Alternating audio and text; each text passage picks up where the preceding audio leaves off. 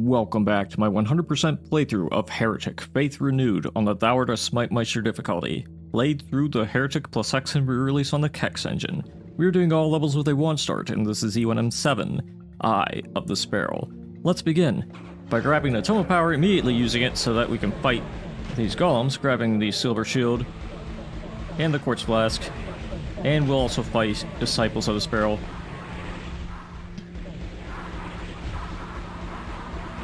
All with the power of the Toned Wand.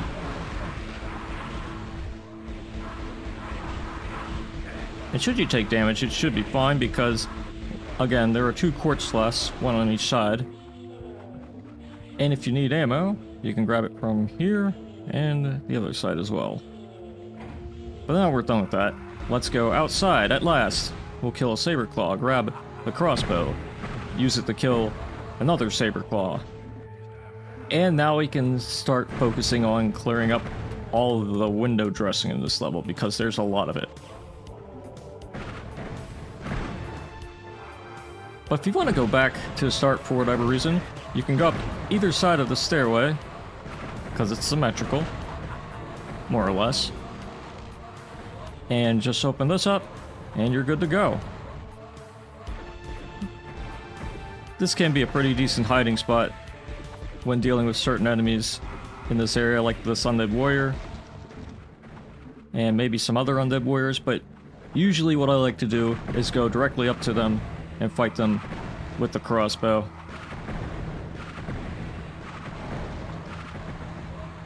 Usually the spread will damage multiple Undead Warriors. And you could do much of the same with these golems potentially, but right now, we're just going to clear out the rest of these guys. There's some were-dragons down in this lava area. They might drop some ammo for you, but there's some more here as well.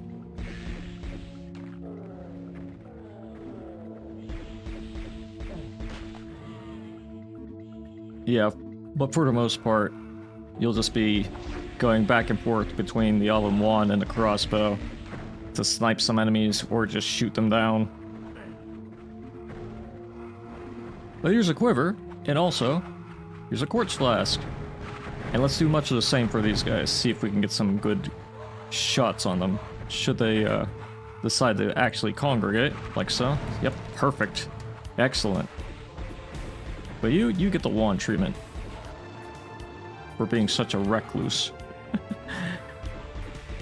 Likewise, you can also wand some of these enemies in these like little boxes. You can use a crossbow as well, but your mileage may vary when dealing with enemies like that. Anyways, let's go behind these boxes to get these items. A Tome of Power, Time Bomb of the Ancients, and 2 Quartz Flasks. Now we can use all those items later. In fact, we will. But for now, let's continue our sniping session. Speaking of which, this is a pretty good spot, should Undead Warriors decide to congregate here, to get some crossbow shots in. Now granted, there are ghostly nitro golems here as well, who love to throw projectiles your way, because of course they do.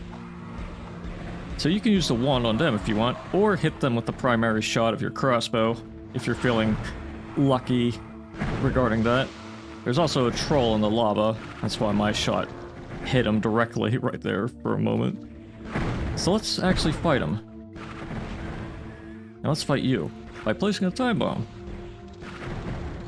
And finish you off. Wonderful. Let's sneak around here to grab this quiver. And let's go for a little trip in the lava. Yes, it does sting quite a bit.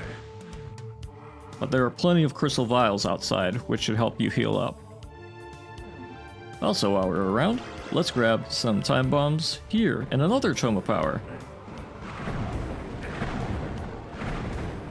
Now there are 3 were-dragons in this lava-filled area. And there are some fire gargoyles in this place blocked off by a pillar of rock. But we'll handle the fire gargoyles a little bit later. For now though, let's just go into this part of the lava, grab all the goodies, and then quickly get out.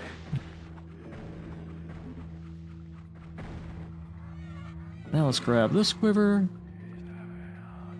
And then we can go through this area of lava because this is a secret area. It gives you more time bombs, some quartz blast, and a ring of invincibility, which will come in handy later on. For now though, we are also going to go through here, grab this Tome of Power, press this button, and quickly make our way into here to grab all this stuff. We'll grab that extra time bomb a little bit later. Yeah, the thing about the time bombs on this level, you pretty much have to use them if you want to get all the items. Don't save them for that one big fight. You can use them pretty liberally if there are any groups of enemies in a spot. But these fellows, these Ralgar, you can just snipe like so.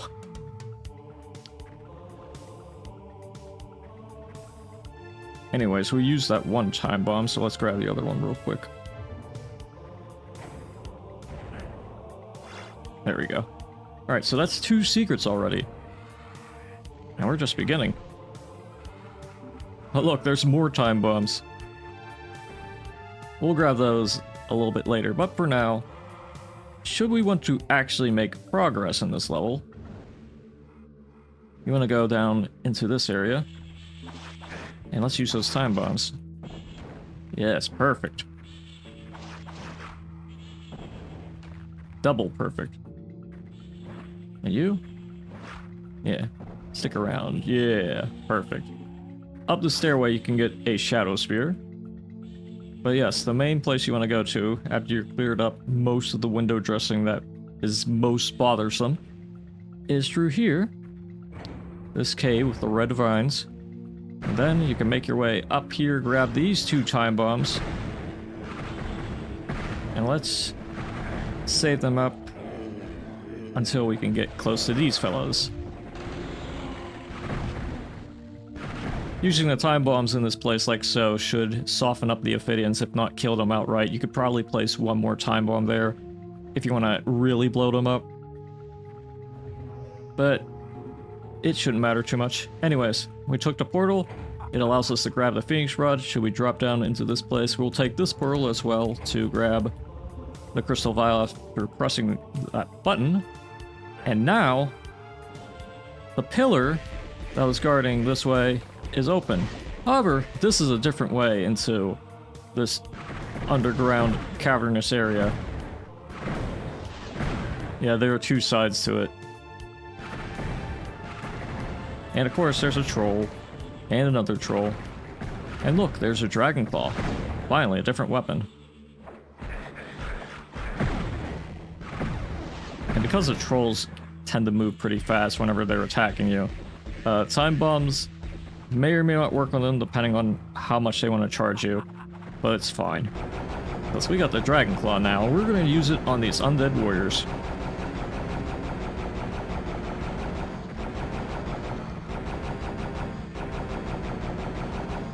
With them out of the way, we can blow all this stuff up. I mean, you could save it for something later, but for now I'm just gonna blow them up. That's what I opt to do. But yeah, here's the other side. And here are those fire gargoyles. Well, at least one of them. There's the other one. As for these guys, we can finally snipe them. Or it could be funny with the time bombs.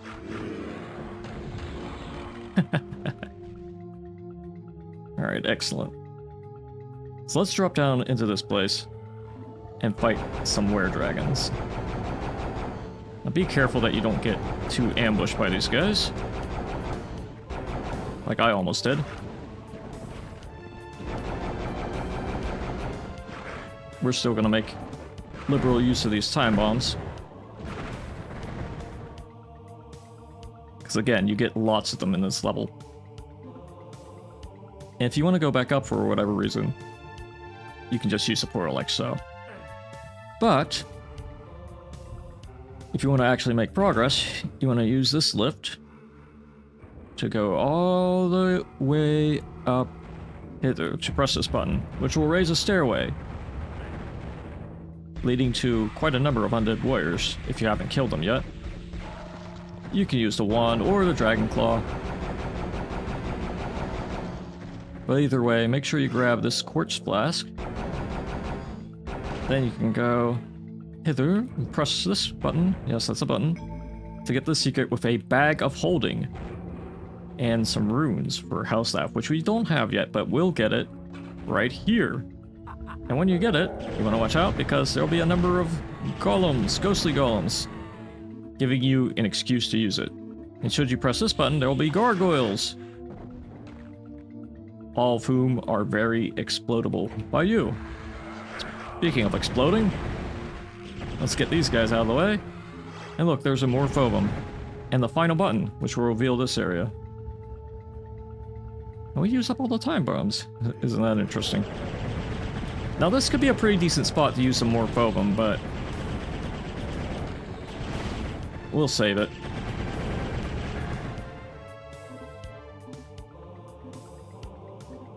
For now though, let's grab some extra ammo, get rid of the stragglers, and we are good to go for this part. With another ghostly undead warrior, and some more ammo pickups. And while we're here, let's open this up and go all the way hither to grab the secret with a map scroll and some flame orbs. And we got the Phoenix Rod earlier, so this should be pretty useful. Especially when we press this button and open up this wall. So let's fire at these guys.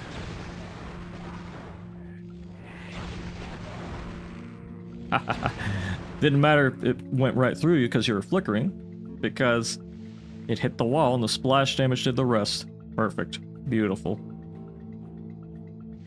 But anyways, that's pretty much everything in this area. So let's take the teleporter and press this button. And now we can fight an Iron Lich. And you can kind of just leave this encounter from that point on. Alright, so check this out. We got a health staff. We're going to spam the hell out of it.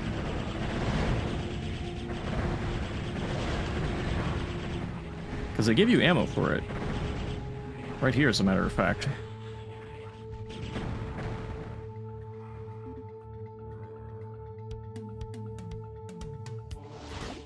Now you can use these pods, potentially, to damage some of these enemies, but trolls and Ophidians are the more tanky enemies of this level pack's roster. Although Ophidians are always tanky, but not tanky enough. Alright, so let's take this lift. We get a fire mace out of it. And this place should be empty by the time you arrive to grab the yellow key. And look, none of these open up. Isn't that amazing? No surprise enemy attacks. Because you can now just leave. Anyways, let's grab all these time bombs. And I believe, yeah, 42 should be the maximum amount of items you should have before you reach the yellow door. And I think now would be a good time to use that Tome of Power, because with a fire mace, you can beat the crap out of those Chaos Serpents immediately.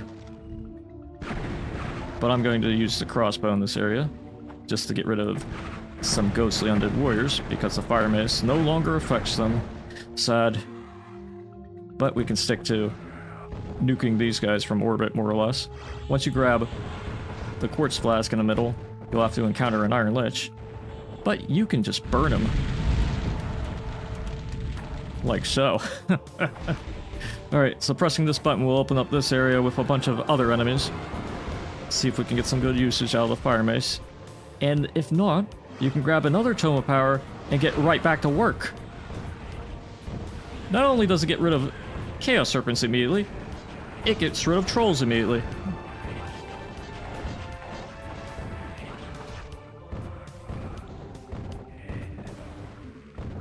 But look, there's a Molitor. We're just going to run right past him real quick, so that we can press this button. And this one. And we're going to use the Ring of Invincibility and get rid of the Molotars using the Roaster. And a few other enemies that we woke up as a result. We'll use another Toma Power too. Yes, it is an endless Tomathon in a place like this. But yeah, this is why I pressed all the buttons. You can do it one at a time if you want to slowly fight these guys. You can still get some pretty good progress out of it. Just make sure that you have enough tome power by the time you get here, and that it doesn't run out while you're throwing fire at these guys. Just so you don't blow yourself up, right? Anyways, from here we can get a silver shield since we used up all of our shield from earlier. More ammo in these little holes from whence the saber claws emerge from.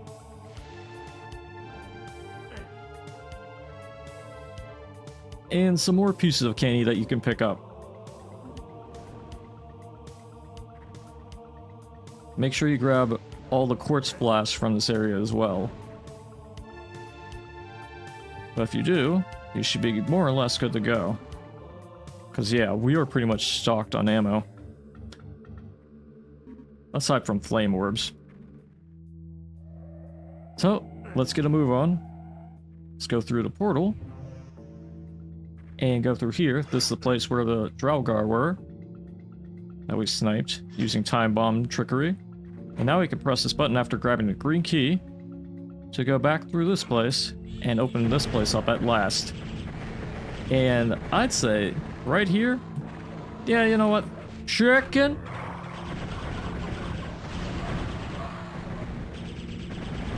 You could use it at another spot. And probably when this troll is out as well. That's fine. You mostly use it just to save time dealing with tanky enemies. But anyway, since we cleared that place out, we're going to clear this one out as well, because we need to raise that stairway, or rather make it into a stairway, and pressing that button does exactly that. We'll grab this quartz flask as well.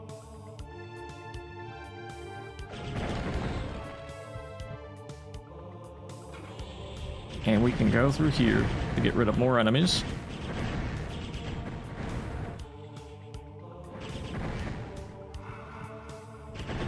And there are quite a number of ghostly undead warriors here.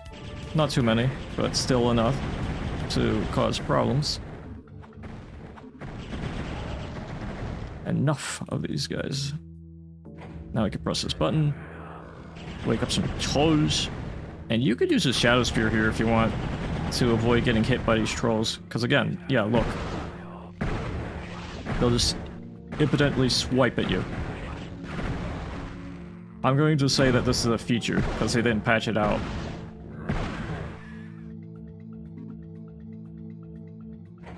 But anyways, after killing all those fellows, we can press the final button, which will reveal this teleporter, or allow us to access it even. And now we get the blue key. And as a result of getting the blue key, this area opens up with more serpents. So let's troll them with our Hell Staff.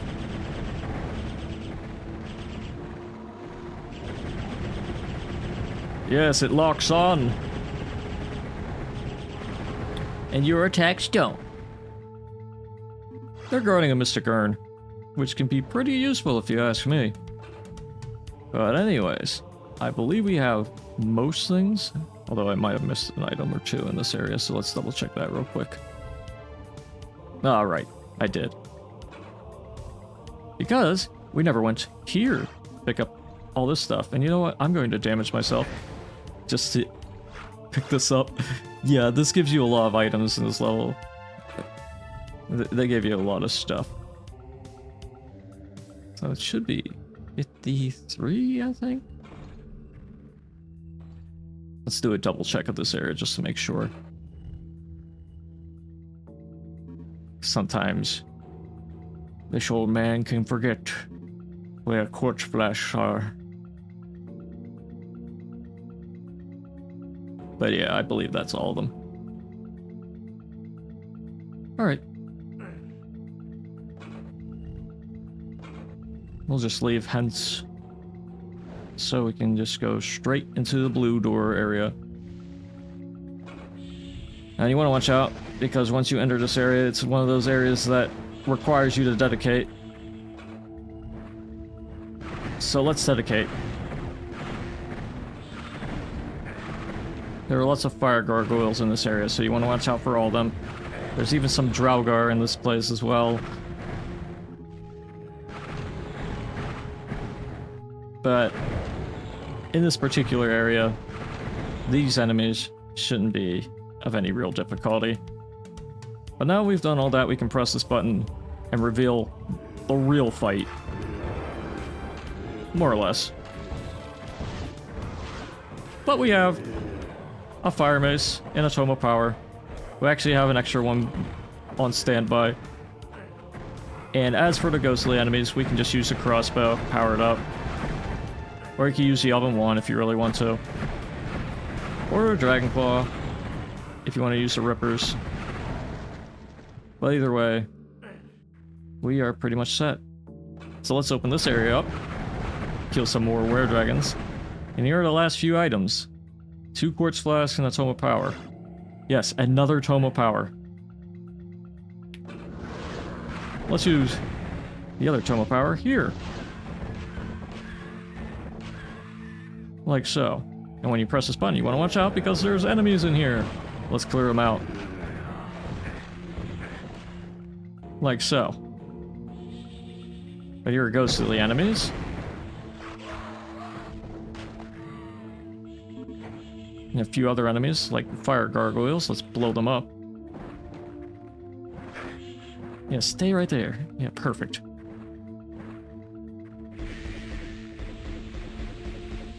Let's blow all these pods up too. Yeah, perfect. But yeah, you see that one enemy behind this pillar here? Yeah, that's a Molitor.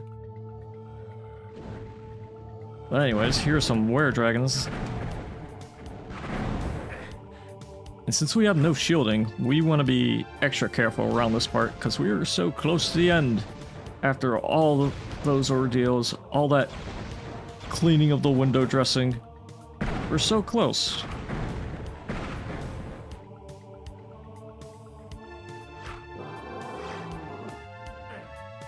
But for the Molitor, he's slim pickings. As long as you have ammo for the Hell Staff, which you should at this point, because they give you tons of ammo on this level. And even if you don't, you can just use your Dragon Claw. I mean, there's an energy orb right there. But that should be almost everything. Almost. Because you get jump scared by Draugr. Let's rain on their parade. And the last enemy is a gargoyle. Very humble. But that should be everything. If you're playing continuously, you can go around all the areas that you missed weaponry and ammunition from and grab it, but aside from that, you should be good to go. And look, 16 quartz flasks. We didn't really use them, did we? Because there are so many crystal vials sprinkled throughout this level. Maybe there should be less of quartz flasks or crystal vials. I don't know which, but I don't know. We're done. But yeah, that's Eye of the Sparrow. A longer level, and quite a lot of window dressing to take care of, especially in the start. Lots of items to go around, lots of quartz flasks and time bombs, which, again, you can use both of those as liberally as you want. I tend to be rather conservative in most places with the quartz flasks, because, you know, crystal vials are sprinkled all throughout the level. So I'm more encouraged to use them instead of the quartz flasks. I usually save quartz flasks for times of emergency, and same with the Mystic Urn. But if you're playing continuously, you should at least have one of each item to prepare yourself for the next level. So, I mean, if you want to hoard all these items, feel free to do so if you're playing continuously. But, no promises that you'll be able to use them efficiently in the next level, but usually you can. But for us wand starters, yeah, we have to make do with what we got in the level. We have to use what we get in the level, and I always enjoy levels that are balanced, specifically around 1 starts, but, you know, playing continuously is also fun. But anyways, like I mentioned, lots of window dressing, especially around the start. It is fun to use the tomed wand right at the start as well, because, I mean, it pretty much forces you to, but any excuse to use the tomed wand is a good excuse for me. I mean, you could even use the staff if you want to. Just poke enemies to death with the powered staff and basically nuke them from orbit. That's how it feels to me. But, yeah. I think we're done with this. So, stay tuned for the next video where we go into the final level of Faith Renewed, the Grand Chapel. But until then, I'll see you when I see you, so see ya!